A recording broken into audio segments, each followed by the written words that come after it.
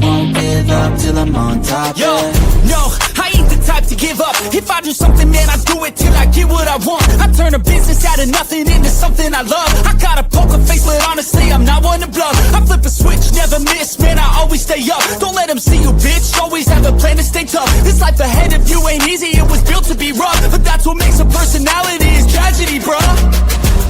So keep your head on your shoulders. Now we ain't out here moving rocks, we out here moving boulders. Now we ain't getting posterized, we out here making posters. And we ain't got nothing to hide, we move forward like soldiers. What up, what up, what up? Welcome into Pregaming here on Sports Money Network. Hope everybody's having a good Friday. TGIFF. Wish I could do something to keep that thing from hanging out there, glitching in and out. But welcome in, you guys. Happy Friday for everybody. Going to be a fun weekend ahead. We've got divisional round NFL playoffs. I'm happy to announce a new show in the works. Had a great conversation last night. I think you guys will enjoy the new show. Targeting next Saturday. That's how fast it goes into works. Production and profit. Synonymous around here at Sports Money. So excited for that. You guys stay tuned. Now, speaking of production and profit, we did shoot the four game breakdown for the NFL divisional playoffs. My guy Shark and I this weekend here, we fired it up. It's out there for you guys to consume at your leisure with 8 best bets. There you go. I think we were 5-3 last week. Multiple 3-1s for your boy here. A 4-0 mixed in there. I got 4 spots you're not going to want to miss for the NFL. And of course, as we get to game time, I'll be adding more content, more videos, more best bets is what it's going to come down to. More action that I'm firing on here because I really am excited about these 4 matchups this weekend. I think they are competitively balanced. I think I found the edge in each of them. And I think I want to bounce back from a mediocre wild card weekend. So that is on the horizon. I'm happy to announce we will be live tomorrow night for the Saturday night battle, in the divisional round there. We've got a game taken off between the 49ers and the Seattle Seahawks. So we will be live. Then we're going to be live on Sunday night. Breaking news for you guys here. This game starts at 6:30. It'll be over on NBC and Peacock. You'll see the LA Rams take on the Chicago Bears, the Bears, and we will be live for that action for you guys. And then, of course, Monday night, the last college football game of the season. So 3 straight live shows for you guys. Excited for what is to come. I hope you guys are as well. And then listen, next week we roll in. UFC is back on the table. Our earlier start time as well. They're very considerate of us East Coasters as it comes to the new scheduling through Paramount and the UFC. So get ready. That means the squad will be back. You'll get our guy VB MMA Picks, one of the top world handicappers in the lines of mixed martial arts, competitive sports out there, fighting, combat, and content, with my guy Ramon Scott hosting him and a guest out there. We should be seeing that, I think, Sunday afternoon. They'll be putting it out there for this week. We're going to revamp the format for First Strike. We're going to get that out there for you guys. New content there as well. So it's a lot of fun, a lot of work in our downtime this last 6-7 weeks, but I think it will all be for the good as we get ourselves collectively regrouped, recharged, and ready to attack the Bookman. I hope you guys feel that way as well. Attack the Bookman we did last night. So we're going to talk about the recap. We're going to jump into plays that we've got for today. And look at it. Tight schedule today. Tight little calendar, but I found 3 spots in the NHL. I've got action in the Sharks and Red Wings, Panthers and Hurricanes, and Ducks and Kings to bring us home for the late night Friday night special. I've got 3 games for you guys in the NBA. I might give you a 4th. As a matter of fact, I'll give you a 4th. I'm going to go with a 4th play. It was a late ad, big ad for me. So I've got the Cavs and the Sixers. I've got the Bulls and the Nets. I've got the Timberwolves and the Rockets. I've got an 11-0 trend. I've got a 23-0 trend. I've got a 22-0 trend. I've got an 18-0 trend and a 12-0 trend, all in store for you guys in the NBA today. So stay tuned for that. And a slim pickings college basketball card here. I was expecting more MAAC action because them boys like to go under. Instead, I got the MAC action. A couple Big 12 games, some A10 games. So I slimmed it down to 2 plays there, Ohio and Ball State, Colorado State, and Boise State to get us paid this evening. Should be 9 plays for you guys, all in, to go out there and get this cash. And listen, get this cash we did last night. The most important thing we can do is recap, keep it 100, let you guys know whether we're winning or losing, because frankly, you're not recapping to some degree. How do you know? How do you know if your formula is working? How do you know if it's time to change gears? Like we talked about the over 5.5s in the NHL and the unders in the NBA. Keep firing on overs. Now listen, some sports it works really well. Not in the NBA, not since the start of this calendar year here, 2026. You need to know that kind of information, and that's what we try to do on a regular basis. Last night we went 8-3 in free plays, 8-3 in free play land. That means that we generated about 5 units of profit. That means that we are up about 11 units in the last 2 days here with the pre-gaming and Instagram play of the day. How about that, you guys? No absence of value added, not just content, but plays to get you guys paid. That's what we're here to do, and that's what we did last night. So my throat's getting a little sore. Hope that's not prequel of things to come here, but fired in college basketball. The over 162. I told you that game was scripted. We were dialed in. That thing got 190 points? Almost 190 points. Way over the numbers what it did. And then that Cleveland Green Bay game. Wrong team favorite. I don't know. Green Bay found a way to punch back, and punch back they did. They got over 149 for us there. And we lost the under in that UC Irvine Long Beach State game. 161. It was part of sharp, respected betting, so got to take that with a grain of salt. We did catch the Florida Atlantic game as well, the -4.5. They won by 12, 14 points. That was the Instagram play of the day. So 3-1 overall in college hoops. That'll work. NHL-wise, we lost the Canadiens. La Habitants got busted up by the Buffalo Sabres. Kind of a little surprised to see it shake out that way. But Calgary Flames, no surprise. We do not want the Chicago Blackhawks as a favorite. We talked about getting into that position of fading the Blackhawks pretty much right up until the Olympic weekend, or 2 weeks or so of the Olympic hockey content out there. The under 6 cashed easy peasy for us out there, Utah and the Dallas Stars. Utah comes away with the win. But Toronto, I don't know. I mean, I know what happened. It was 6-5 final in overtime. And we had plus 125 hanger on there with the Toronto Maple Leafs. We just couldn't get it home. So a little saddened by that one.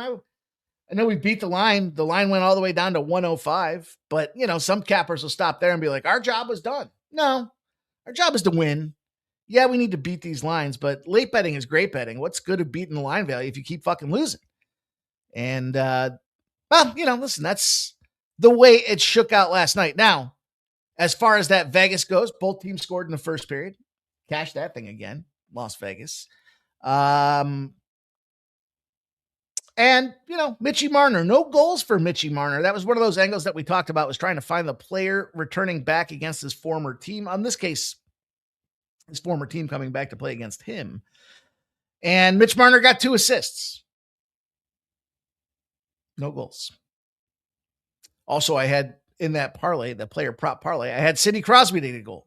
Sidney Crosby got an assist. Who else did I have? Teixeira. I think it was Teixeira in Montreal to get a point. What did he do? Shit the bed? Yeah, shit the bed. So player prop parlay did not go through for us. But hey, all in though, profit is where it's at. Winning, grinding, scraping through the lulls to find the highs. That's what we do here on a regular basis. So we're going to get after it here this evening. We're going to check in and see who's here. Before we do, I need you guys to do me that solid and smash that thumbs up button. Help the show, build the content, build the platform, grow our community. As we grow our community, We get new eyeballs. We get new thinking processes. We get guys trying to find different ways to attack the books that maybe we haven't thought about. And it becomes a giant collaboration of smashing bookies. And all you got to do is hit that thumbs up button. So if you haven't done so already, give it a click and we'll get to work.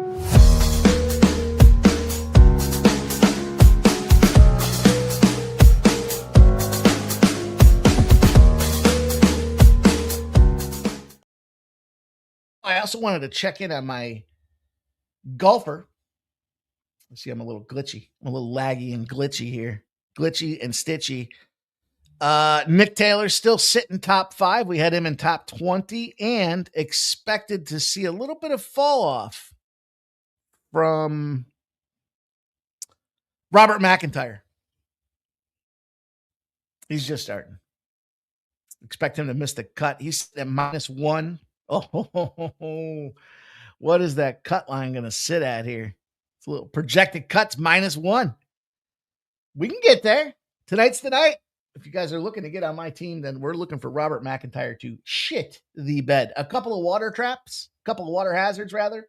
Some wind, whatever. I don't care. A couple long putts that don't find their way into the back of the cup. It's golf season, baby. We're open for business, and we're trying to go 2-0 to kick this thing off with a +185 and a +300. So let's get to the business of the business. You guys are here for plays, as am I. I want to see your plays, so get him in the chat. And shout out to Manuel James, a new member of the sports money community. Appreciate Manuel James getting on board with us out there.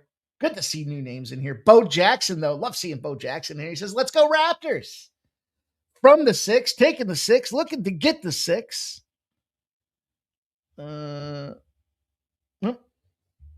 was just looking. I saw, got my back. Early exit. I don't even have anybody playing yet. Blake M in the house this evening, everyone. Let's get to it. 9 legacies here. Let's get it, baby. Paid in full parlay. Baylor on the spread. Boise State on the spread. Indiana Pacers on the spread. And the Anaheim Ducks on the spread for our guy. 9 legacy. Peter Gracias checking in. He says, I'm playing cards, but I'm tailing. Good call. FAU under. Thanks, he says. Let's go, dude. Got the Nicholas Handy. There's Papa Ricky. What's cracking? He says Providence +1.5. Ohio -5. He's got the Kings money line in Florida over for Papa Ricky. Gary's here. What up, Gary? Mr. Wesker says, I have a stat for you. It's a stat that has been sticking in my crow. Okay.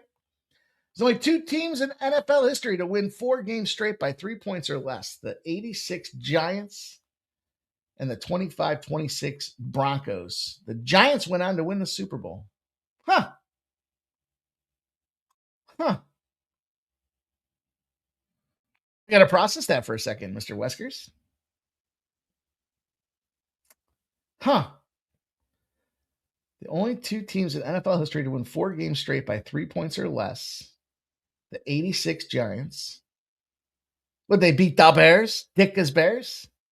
And the 25-26 Broncos. All right. I'm pulling for the Broncos to shit the bed this weekend. You guys can check out all those plays over in the NFL Betting Blitz show. Broke it down. Spent almost an hour in there, 50 minutes. A little back and forth, less plays or less games, but more content, more trends, more stats to help you guys come to the window with winning tickets there. Stop Geo Engineering. He says, good luck this weekend, my people. Andrew K. Clarkson points hit last night with Brunson out trying Edgecombe over 3.5 assists tonight. Philadelphia 76ers, Cleveland Cavaliers. We'll talk about that game. David Wallace says, good luck tonight, everybody. Andrew K says, I hope everyone hits big tonight. Stop Joseph's FanDuel Happy Hour, 30% profit boosts. All right. Mr. Wesker says, Pelicans money line, Wolves spread. Lord Dorian, happy to be here. Mikey, like button smashed. I'm happy you're here. Thank you for hitting the thumbs up button. Markel says, hello, can we get to the Ducks quacking tonight? Money line, let's go. Mr. Wesker says, just thought that NFL stat was interesting. Yeah, I love the trends, man. I think history does repeat itself. You know, if we're operating inside a silo and we don't look outside and see what else is going on, how are we going to know? You know, some of these spots, some of these trends, especially when they're offers and things like that, you got to know. David Wallace likes Buffalo this weekend. Bo Jackson says, Broncos, Seahawks, Patriots, and Bears. Bo, if that happens, I'm going to have a shit weekend.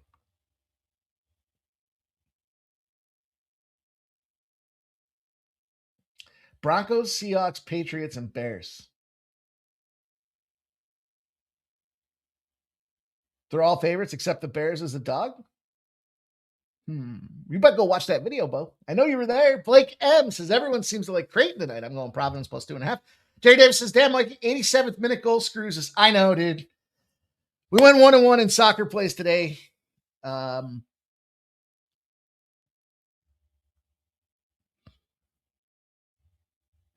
87th minute, dude. I feel like that's the story of my soccer life. Fucking scoreless games, looking great. And then at the very end, it's like they flip a switch. Remember that Buffalo Wild Wings commercial where they can flip a switch and all of a sudden the game goes to overtime or whatever the case may be? Mr. Wesker says, Mike, what do you think of all the injury news manipulation for this playoff weekend? I think the Seahawks have some serious trouble. Quarterbacks got was it the rib injury or whatever? I forgot what it was. I talked about it in the video. The oblique injury. It's kind of a big deal. I mean, 7 points with a busted up quarterback. You got to check out the trends and angles, man. I thought there were so many good looks for this. We factored in things like divisional weekends. We figured in things like teams on a streak. We figured in the bye in the playoffs, teams that were running hot before the bye in the playoffs, quarterbacks, coaches, referees. I mean, yeah, referee report on, I think, every game. I touched on the referee report. So very, very good information out there for you guys to consume. Andrew Cases could be wrong, but Providence under 38.5 first half looks pretty good to me. Says good luck. Also, the Australian Open starts. So we'll be giving you guys some cash there. Jerry Davis says, I had Atlanta double chance to make it plus money. Was counting that money. Cheshire Cat's in the house. He says, I factored in the Flyers. Still looking weak for Cheshire Cat. I'm ready to go. I hope you guys are as well. I'm ready to get some dinner in my belly. So let's get to this content. Also, speaking of content, I want to shout it out to the throwback. Some of you guys, I may be on an island. This may be a very touchy subject. Okay. But I was refreshed this afternoon as I incidentally came across a track called The Joker. The Joker? I don't know. Snoop Dogg and Eminem. And it had to be Dr. Dre spinning. And here's the problem I had. Man, the way the evolution of hip hop and rap music has gone, I was not a fan. This Drake stuff, the Kendrick Lamar stuff, Kanye stuff. I mean, they're just getting off of what used to be really good shit. NWA. Now, maybe I'm old school. Snoop Dogg, The Chronic, Dr. Dre, Eminem, 50 Cent, Exhibit. You know, Biggie and Tupac while we're at it. The whole process.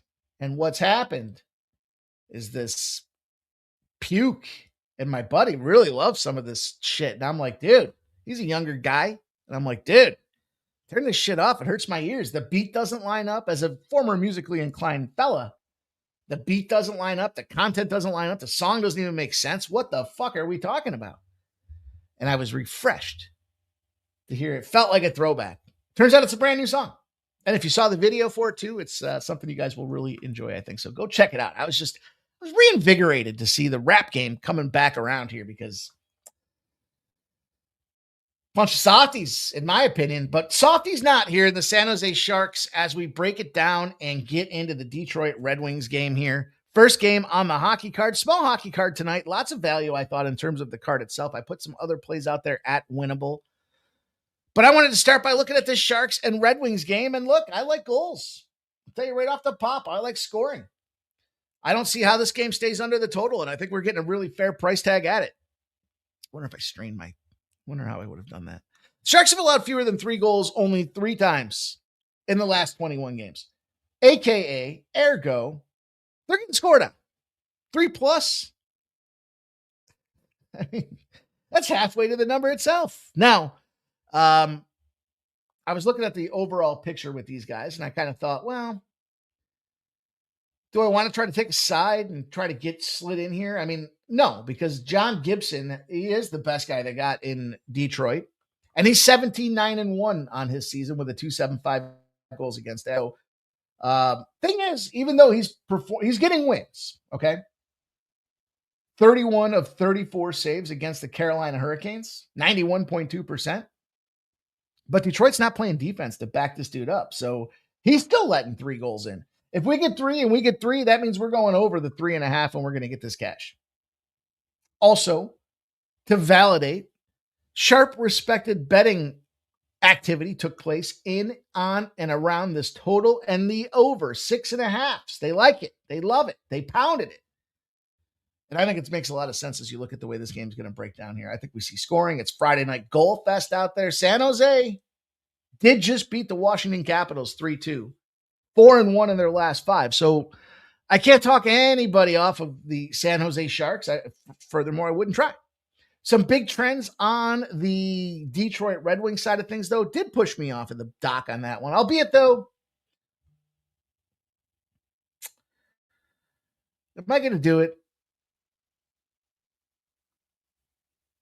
Am I going to end up taking the San Jose Sharks too?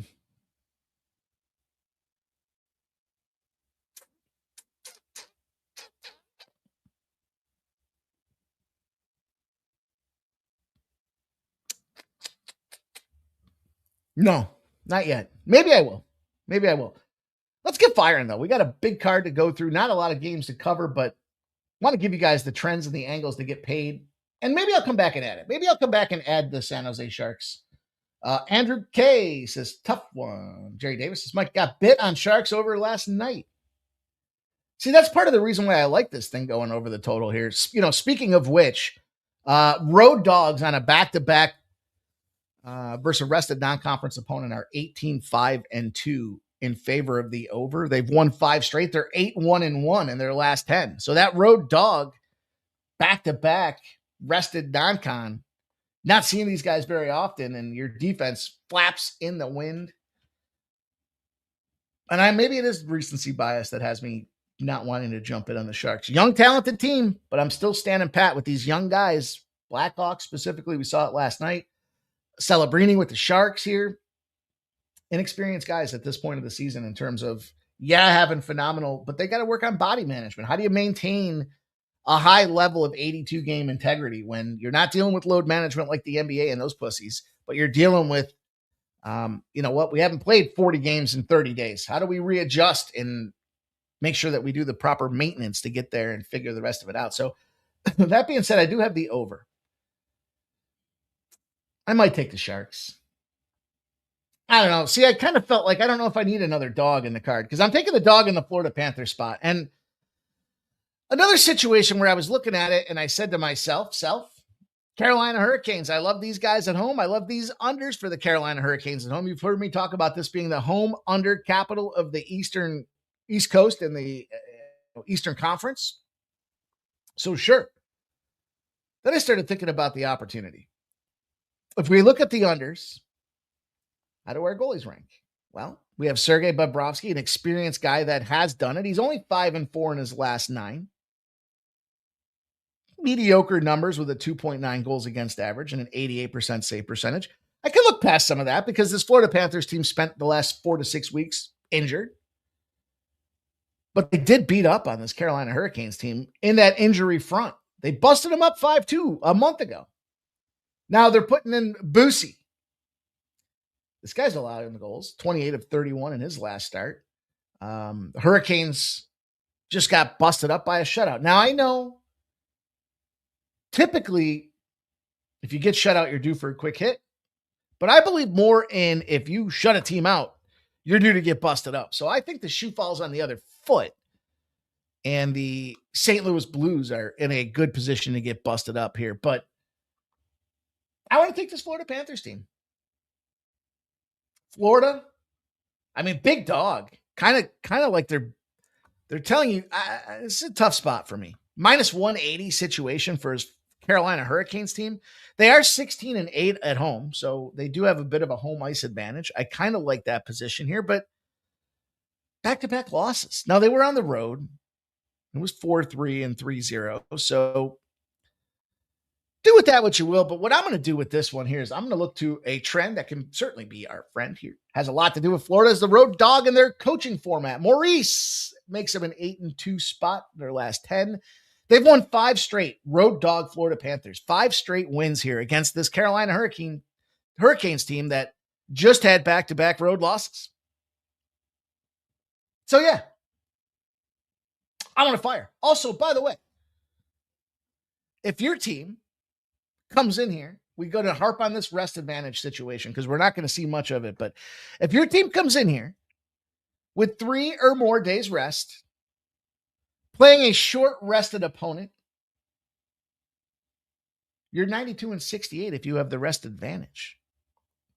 So yeah, we're harping on it, especially now because when we find these spots with the Olympic break right around the corner, we got to capitalize. And it's 3 straight wins in those positions as well. To me, getting a plus 150 price tag on this Florida Panthers team didn't warrant laying $2 on the Carolina Hurricanes. So it's not just a fade of the $2 favorite, but it's a buy spot with a team that plays hot in the road dog position. So we're going to take the Florida Panthers.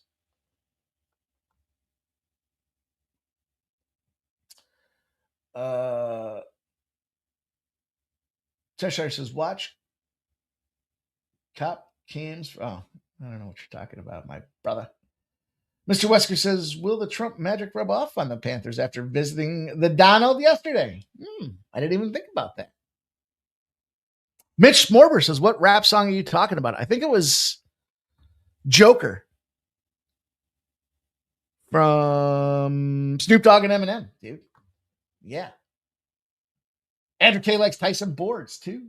Jalen Tyson has cleared 13.5 points every game with Garland Merrill out.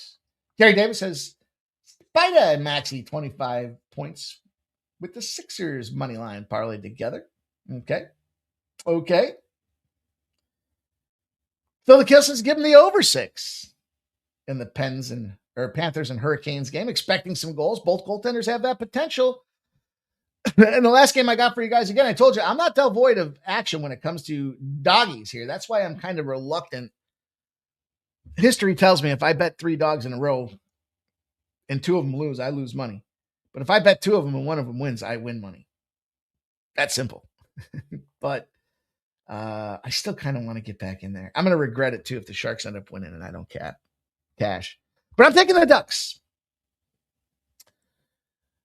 Couple things that I looked at with this game, particularly, I know I talked about young teams and kind of flaring and glaring, and I don't like the LA Kings at home, and I don't like Darcy Kemper. I do see that they had that big game against the Vegas Golden Knights the other night.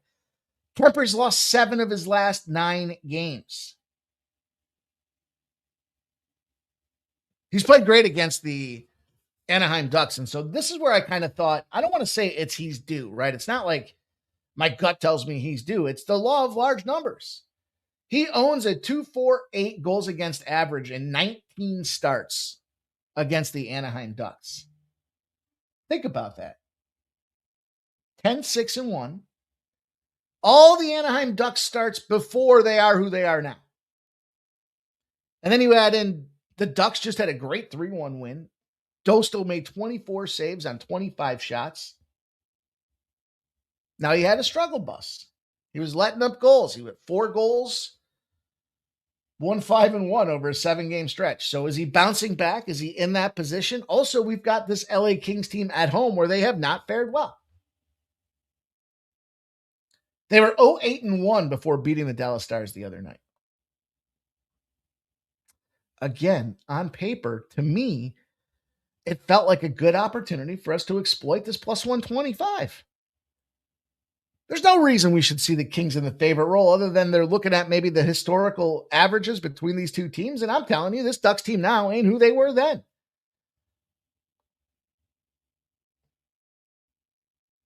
Papa Ricky says it's not Kemper, Mikey. Team can't score. Well, he's not doing his part either, though.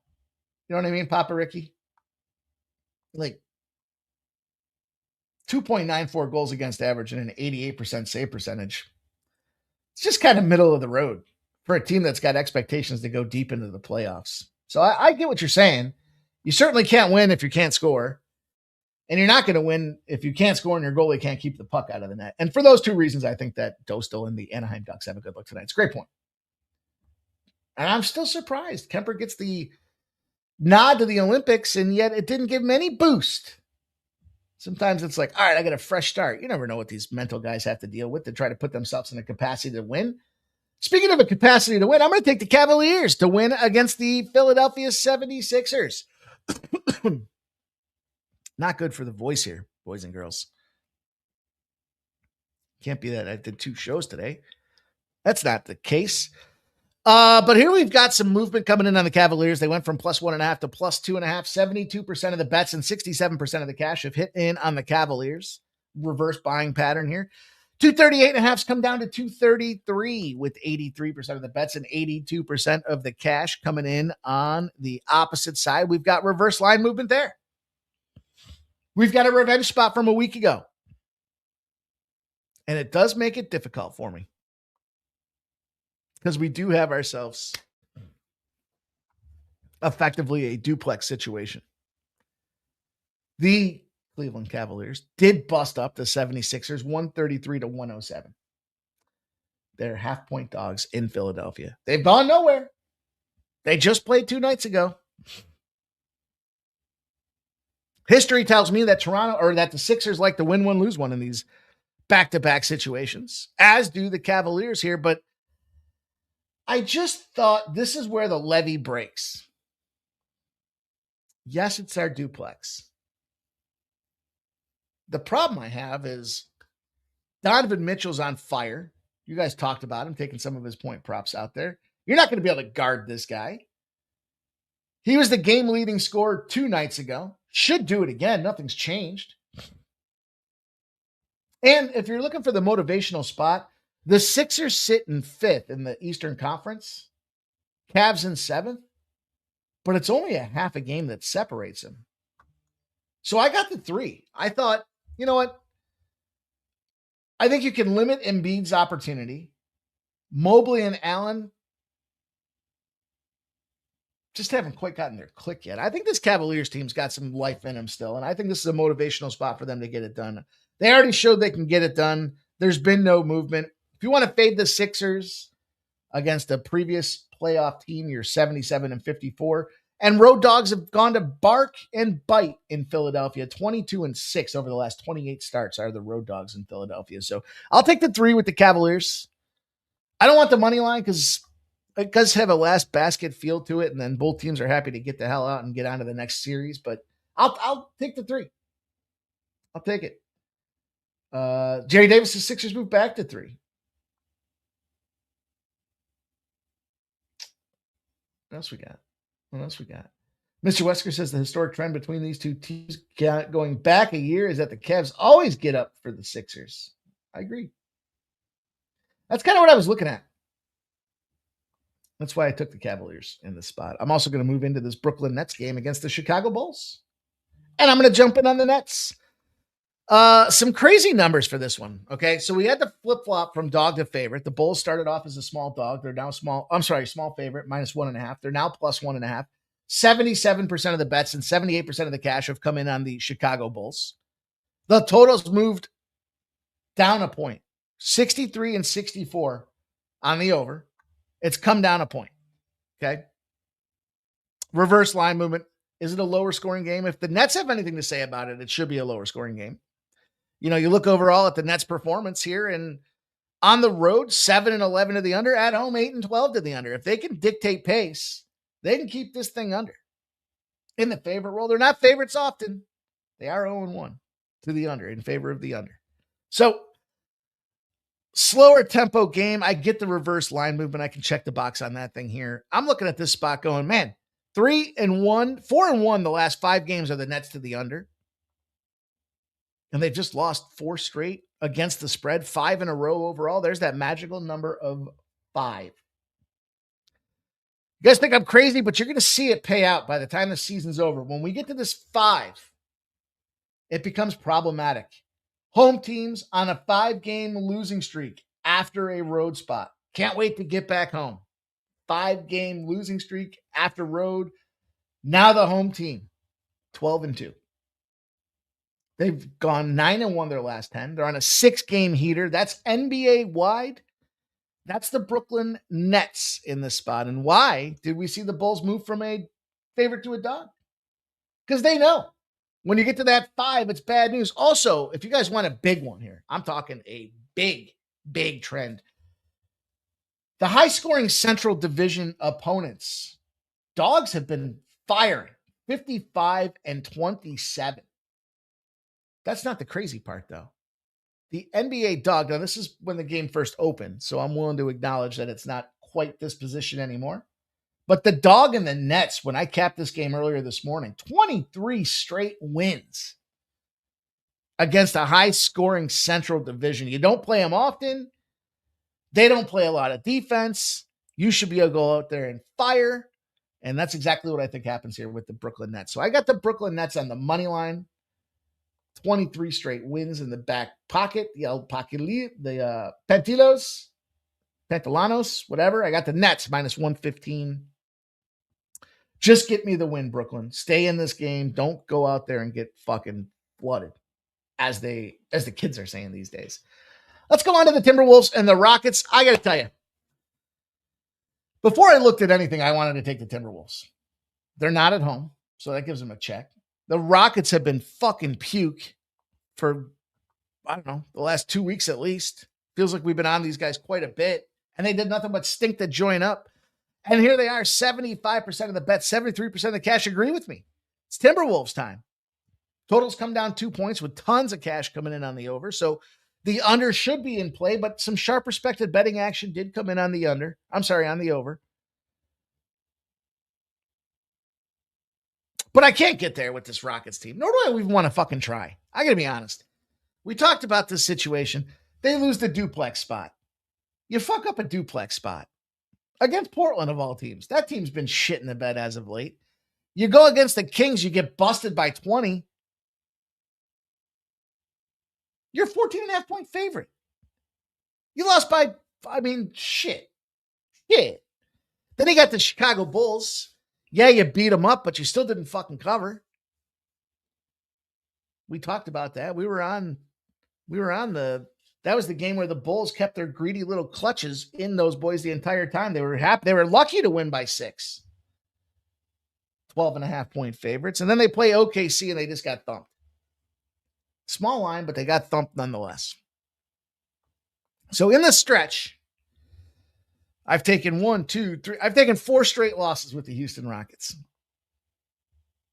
Do I not have the feel on the team? Yeah, obviously, clearly. But I looked at the Minnesota Timberwolves side of things here, and guess what I like? First of all, they played the duplex spot. Their only loss after winning the first leg of the duplex spot. Respect. Got to respect the team that shows up and plays. Not like these Houston Rockets. And I kind of thought this is a little bit of an intersecting spot for you guys. So check this out. Dig this if you will here. The opponent's on the second leg of a back-to-back at home with the rest advantage. Minus 8.5 to plus 5.5. They call it the kill spot in the NBA. If you fade that home team in those positions, 9-1 your last 10, 39-12 overall, and doesn't that feel Rocket-esque? They just can't quite cover the number. Now, Houston is a perfect 12-0 if you fade them on no rest against a non-divisional opponent. Perfect 12-0. So you got one side that says, kill zone, play the Timberwolves. Another side that says fade the Rockets. The Timberwolves, when they play with the rest advantage against conference favorites, they're 17-2. And furthermore, the Timberwolves, when they play a team with no rest, have cashed 13 straight times.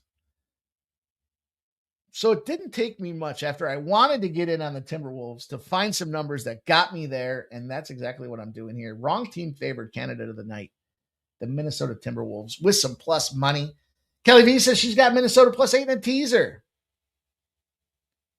Mr. Wesker's commenting on the size of Randall. Mr.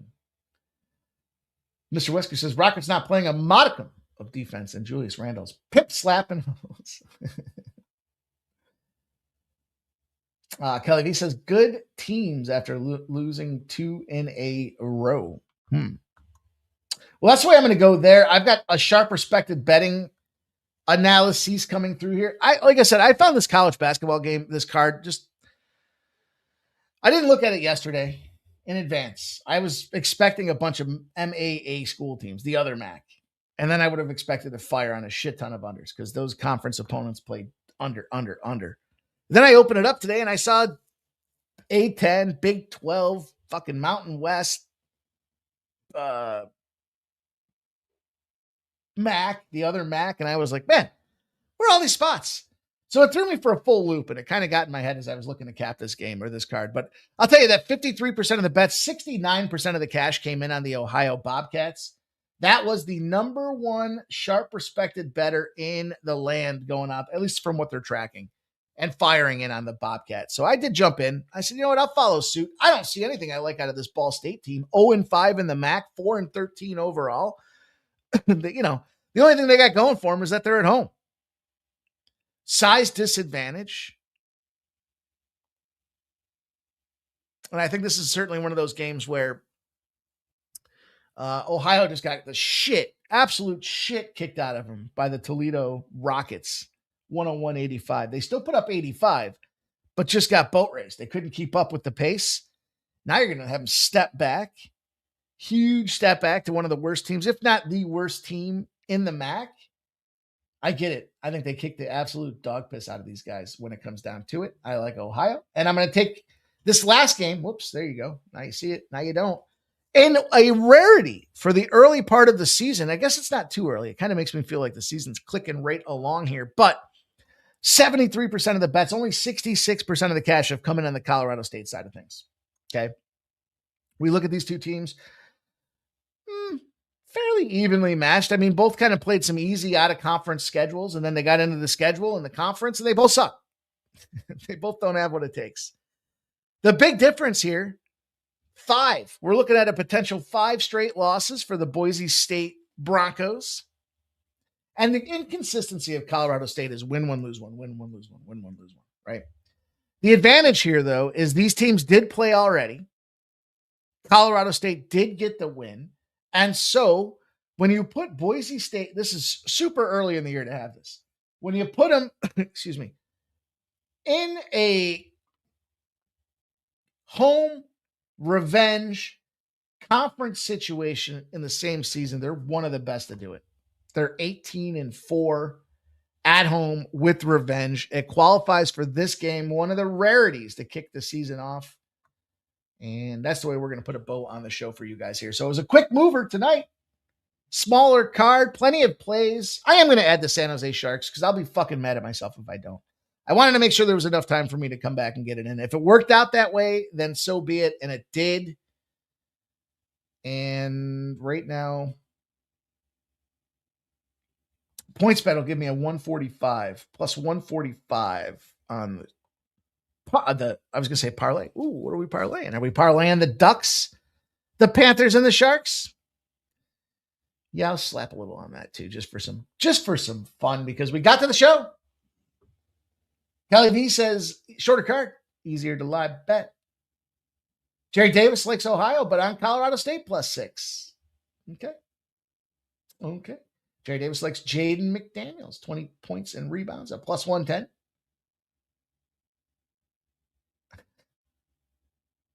Mr. Weskers, either Minnesota wins or blow out by the Rockets. That's exactly what I thought. And I don't want to get involved in them. I can't lose 5 in a row with the fucking Rockets. Talk about that magical 5. Thank you guys all for checking out the show. Stay tuned. Tomorrow morning, my man, Ramon Scott, will kick us off at 9 a.m. with the morning steam. First look out of Vegas and what's happening down the board. We will get live for you guys at 7:45-ish to go through the NFL evening extravaganza with the squad here, playing it up, getting ourselves ready to go for the big 3-game weekend of NFL and college football. And you guys can go check out the early, ready to rip NFL show out there. My guy Shark and I giving you guys a 4-game breakdown. Get it done in 50 minutes. You get 8 best bets. We'll be back live. Watch party Saturday night. San Francisco and the Seattle Seahawks. Buffalo Bills and Denver Broncos tomorrow morning. Go check, or early afternoon. Go check the video out. See what my best bets are. I launched one official over there. Until then, good luck with your bets. Good luck with your action. Have yourselves a glorious